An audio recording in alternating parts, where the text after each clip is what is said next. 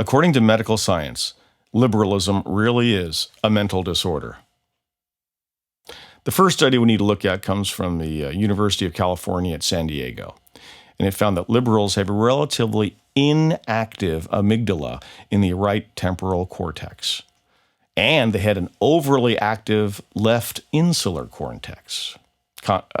The conservatives have the opposite.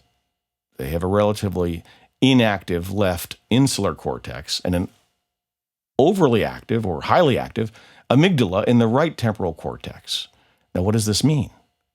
The amygdala is crucial for your ability to recognize threats.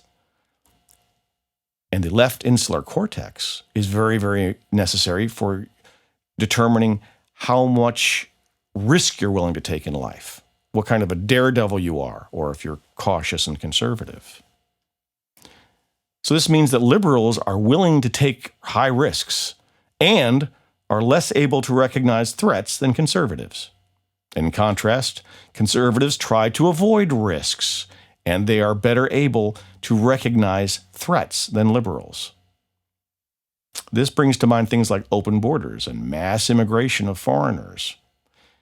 Now, with this in mind, what kind of leader do you want?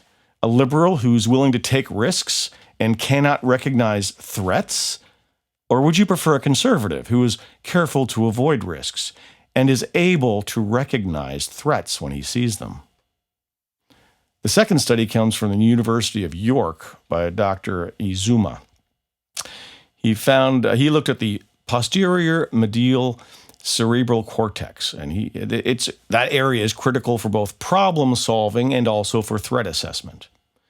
He found that when this part of the brain is disabled, the subjects become 30% less likely to believe in God and 28% less likely to oppose massive immigration.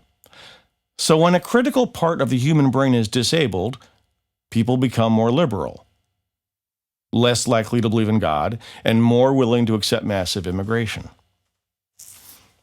The third study to look at comes from the University of California at Berkeley. They found that abnormally high levels of dopamine, that's the happy hormone that gives you a natural high, high levels of dopamine are associated with support for socialism, or as the study called it, sharing resources. So if you are a normal person, it takes an artificially induced injection of a brain hormone to make you support socialism. This explains the chronic naive optimism that liberals have when they think that socialism will always help society. They have a brain imbalance. In conclusion, liberals have certain brain disorders that make them poor leaders and poor voters. If this idea shocks you, please see my other video, Should Women Be Allowed to Vote? Thank you for listening.